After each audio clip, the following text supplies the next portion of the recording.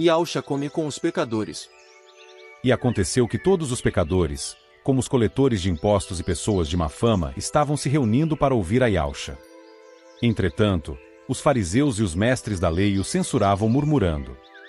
Este saúda e se mistura a pessoas desqualificadas e ainda partilha do pão com elas. A parábola da ovelha perdida. Foi então que Yausha lhes propôs a seguinte parábola. Qual dentre vós é homem, que possuindo 100 ovelhas e perdendo uma delas, não deixa no campo as 99? E vai em busca da que se extraviou até que a encontre? E assim que a encontra, coloca-a por sobre os ombros cheio de júbilo e ruma para casa. Ao chegar, reúne seus amigos e vizinhos e anuncia. Alegrai-vos comigo, pois hoje encontrei minha ovelha perdida. Eu vos afirmo, que da mesma maneira, haverá muito mais alegria no céu por um pecador que se arrepende do que por 99 justos que não carecem de arrependimento. A parábola da moeda perdida. Ou ainda, qual é a mulher, que possuindo 10 dracmas, e perdendo uma delas, não acende uma candeia? Varre a casa e a procura diligentemente até encontrá-la? E tendo-a achado, reúne suas amigas e vizinhas e proclama. Alegrai-vos comigo, porque agora achei minha dracma perdida.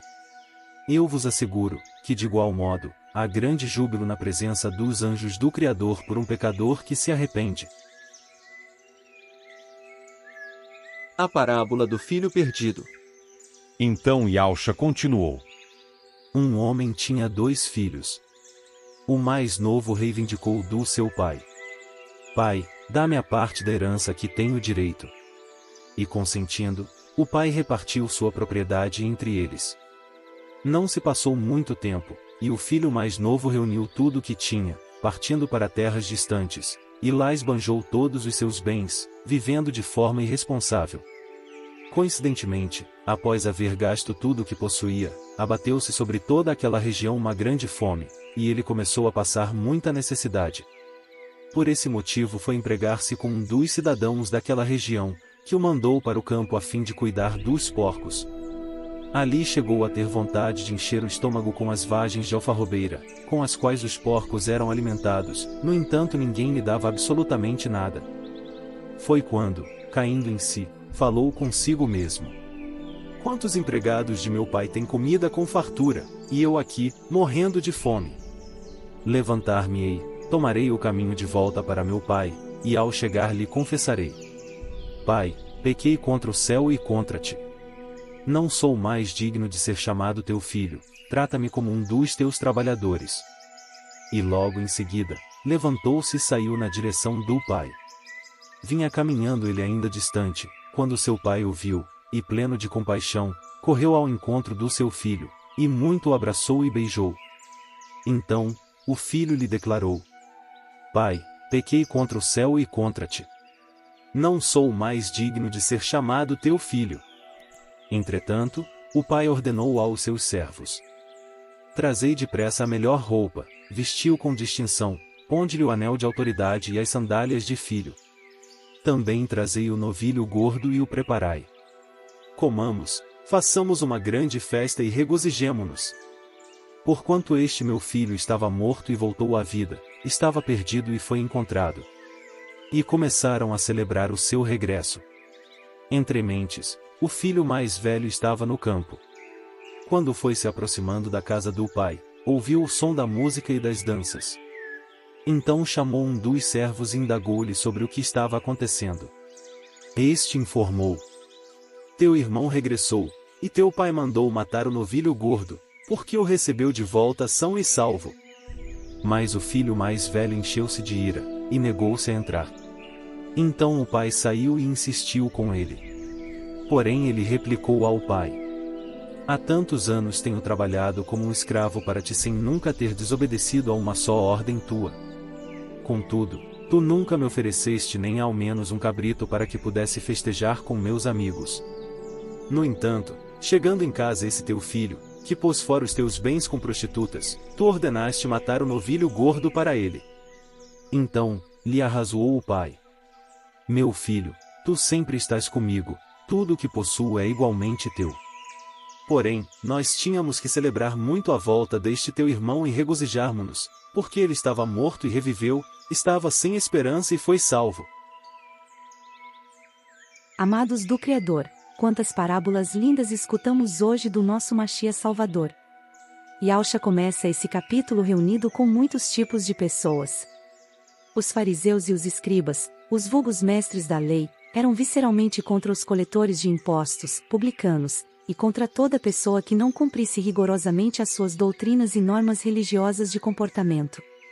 Referiam-se a essas pessoas como pecadores, pessoas de má reputação.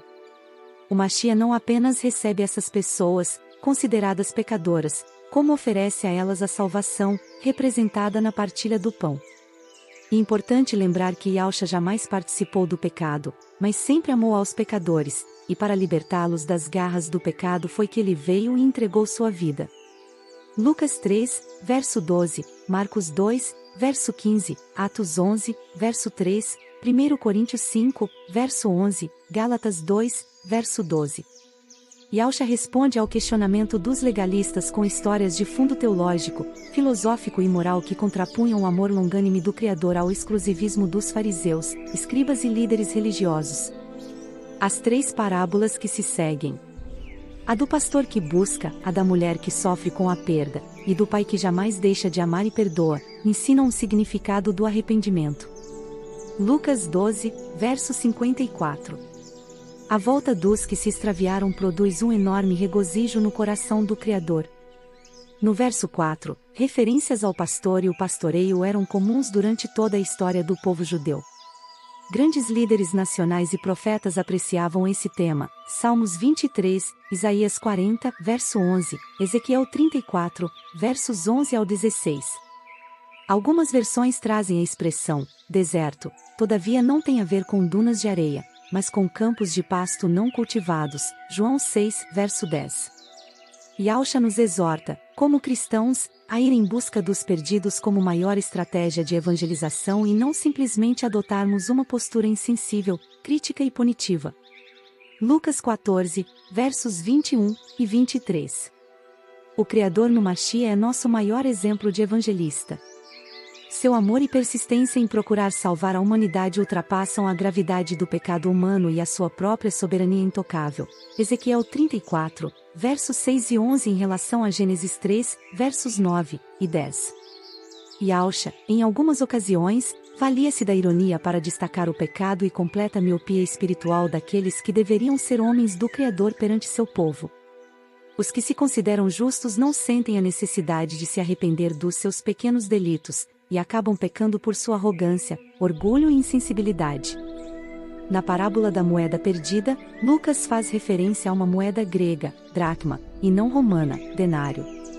O valor monetário dessas moedas era próximo e equivalia a um dia de trabalho. Mateus 20, verso 2. As casas da Palestina, na época de Yahushua, não tinham janelas, e o chão era de barro, o que tornava ainda mais difícil a localização de uma pequena moeda. Já na parábola do filho perdido, um pai judeu podia dividir sua herança entre os filhos quando desejasse, garantindo ao filho mais velho o dobro de todos os bens da família, conforme Deuteronômio 21, verso 17 e outros textos da Torá. Retendo para si, entretanto, as respectivas rendas que obtinha com a propriedade, até sua morte.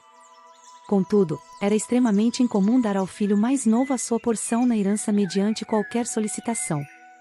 Yahushua mostra filosoficamente que foi a humanidade, representada pela nação judaica, que insistiu para deixar a companhia do Criador, retirando-se para regiões distantes, áridas e sombrias. A intenção do filho de abandonar suas terras onde vivia com a família e sob os cuidados do seu pai, para viver em completa liberdade, sem precisar prestar contas de seus atos, numa região distante, junto a um povo com outros costumes e cultura, fica bem clara quando ele parte levando consigo tudo o que possuía, sem deixar para trás absolutamente nada à espera de um possível retorno. Queria ficar livre das orientações e restrições impostas pelo pai, gastando conforme o seu bel prazer, ou seja, hedonismo, sua parte das riquezas que a família havia conquistado, com trabalho árduo, ao longo de muito tempo de disciplina e determinação. Salmos 107. A maior das vergonhas e dos castigos para um judeu era ter que se aproximar ou lidar com porcos, pois desde a antiguidade judaica esses animais representavam a impureza, a imundícia e o afastamento total do Criador. Levítico 11, verso 7.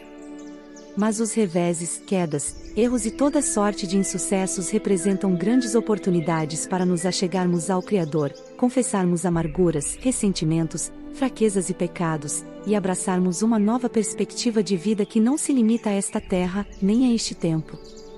É eterna. A Bíblia revela uma humanidade insensata afastando-se do seu Criador, desesperadamente necessitada de recobrar o bom senso, cair em si. No contexto cultural da época, e em respeito ao significado dos termos originais do texto bíblico, cada um dos elementos do vestuário que o pai ordenou que fossem trazidos para seu filho maltrapilho, apenas um símbolo da sua condição espiritual, tinha um significado maior, que não pode ficar ausente do texto correspondente em língua portuguesa.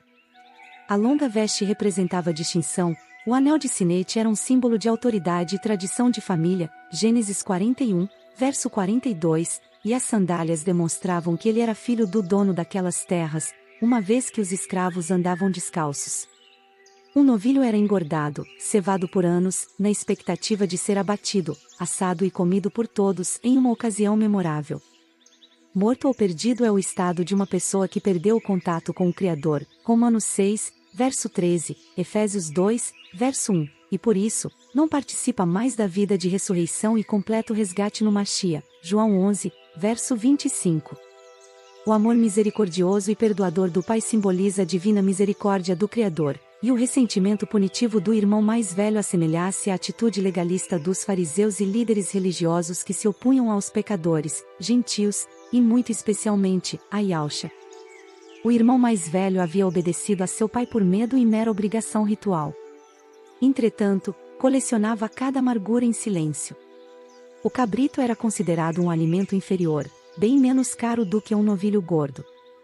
O preconceito e o ódio do irmão mais velho não permitiram que ele reconhecesse em seu irmão mais novo o mesmo sangue de família, e portanto, pudesse também comemorar a sua salvação, livramento e cura.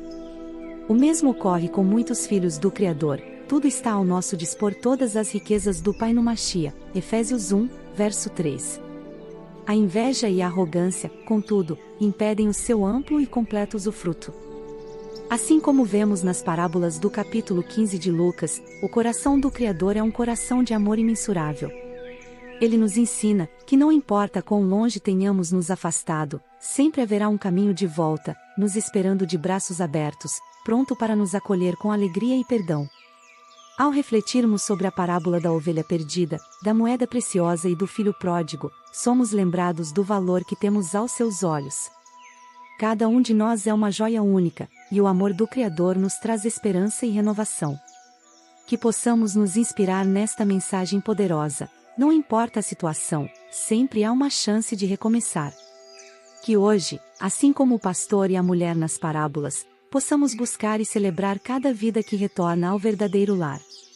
Vamos levar esse amor para o mundo, compartilhando com aqueles que você ama, e lembre-se, sempre há um lugar de volta para casa. Ame, acolha, perdoe, e espalhe o amor do Criador. Que o Criador abençoe cada passo do seu caminho em nome do Filho amado, o Machia Yahusha. Que assim seja.